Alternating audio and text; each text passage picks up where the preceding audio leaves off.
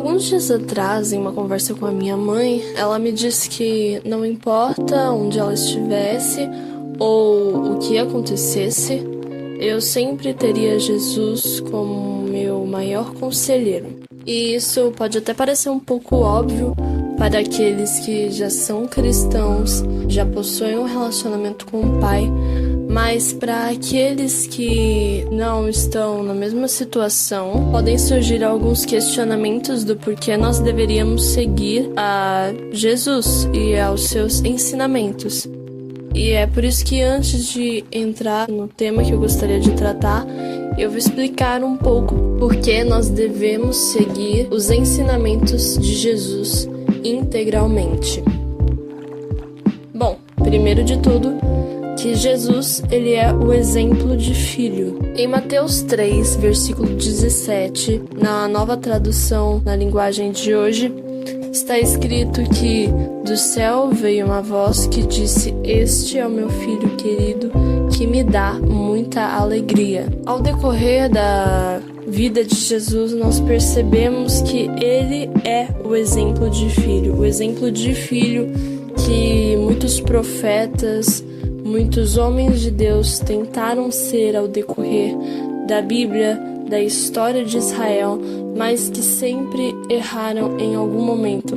Nós vimos vários homens e várias mulheres passando por testes e vimos eles caindo e falhando.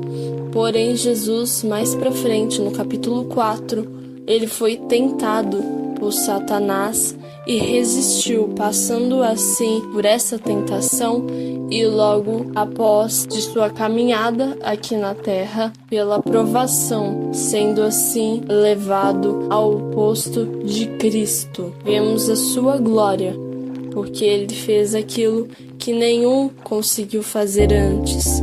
Nós vemos nele o exemplo de filho, onde o primeiro Adão caiu, o segundo Adão venceu. Por isso os seus conselhos são tão importantes, porque procedem do próprio Pai, que conhece todas as coisas. Com isso nós entendemos e aprendemos duas coisas. A origem da sabedoria de Jesus era a sua conexão com Deus, e nós vemos que devemos também proceder da mesma maneira. Temos um relacionamento com o Pai. Aqui nós podemos dividir a nossa análise em duas partes: analisarmos a sabedoria de Deus e Jesus e depois o nosso relacionamento com Ele. A Bíblia ela está recheada de versículos que declaram a sabedoria de Deus. Um exemplo disso está no livro de Isaías, capítulo 55, onde ele diz que porque os meus pensamentos não são os vossos pensamentos, nem os vossos caminhos os meus caminhos.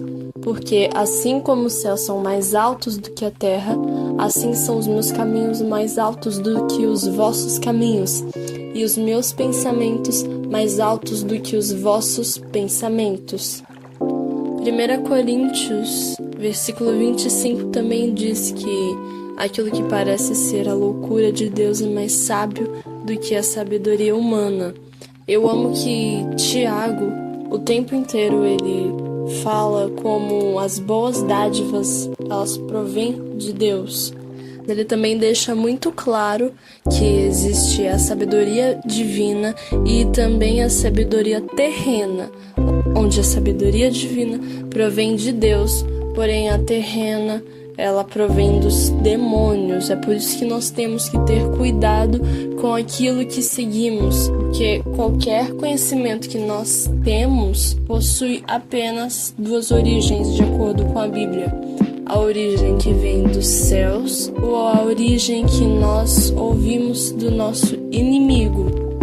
Devemos ter cuidado com quem nós seguimos ou com os conselhos que nós ouvimos. Nós temos que ter cuidado se estamos ouvindo as palavras de Jesus, lendo e meditando na sua verdade e no caminho, ou se nós estamos dando abertura e brechas para pessoas que estão sendo usadas pelo inimigo das nossas almas e que só quer nos fazer mal.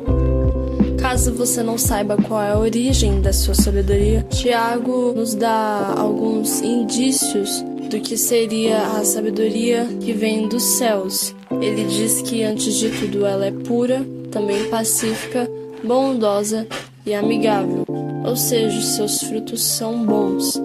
Então, caso você não saiba, esteja em dúvida, analise quais são os frutos da sua sabedoria.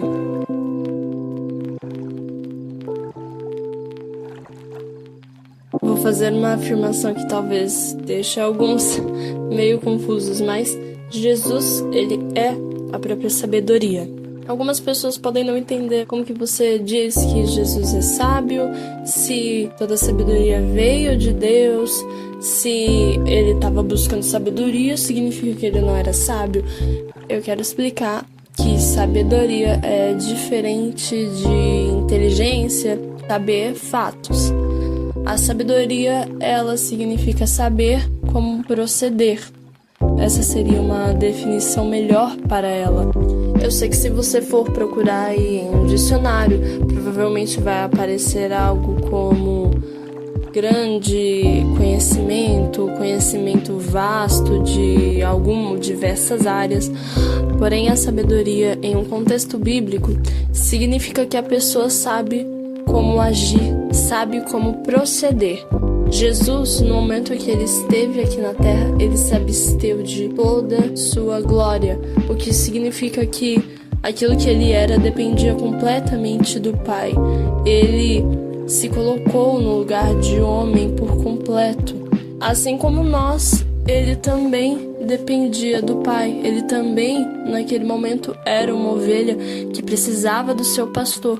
E é por isso que nós vemos um relacionamento tão forte entre ele e Deus. O fato de saber que ele precisava ter essa conexão tão forte com Deus demonstra que, apesar de talvez não possuir todo o conhecimento, ele era o homem mais sábio da terra, porque mais do que ninguém ele reconheceu o quanto ele precisava estar com o Pai, ele precisava do amor do Pai. Mais do que qualquer pessoa aqui na terra, ele reconheceu essa necessidade. E ele foi sábio ao reconhecer isso. E para não ficar apenas nas minhas palavras, eu vou ler aqui um trecho de Isaías 11, onde o profeta diz assim: virá um descendente do rei Davi, filho de Jessé, que será como um ramo que brota de um toco, como um broto que surge das raízes. O Espírito do Senhor estará sobre ele e lhe dará sabedoria e entendimento.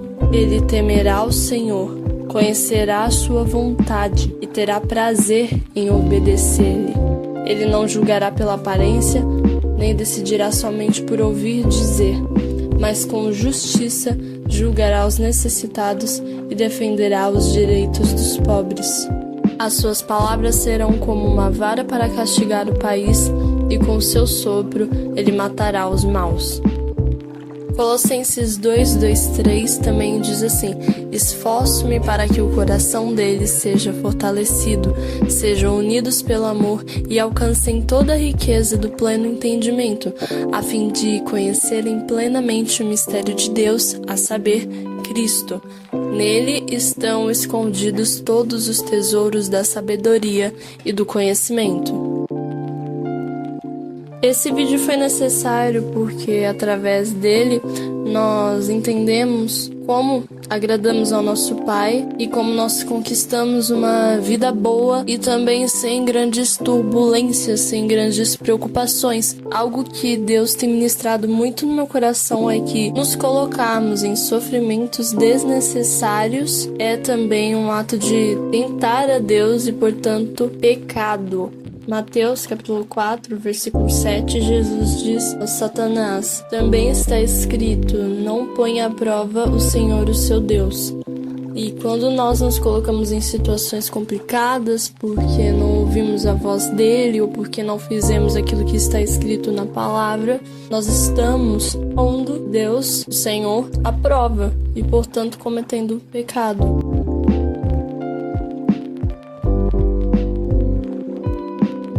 Eu realmente desejo que você, através desse vídeo, possa pensar um pouco melhor sobre as consequências das suas ações e também a importância da palavra do Senhor. Eu espero que eu tenha te ajudado, pelo menos um pouquinho. Espero que Deus tenha falado com você através de mim e desse vídeo. E até logo!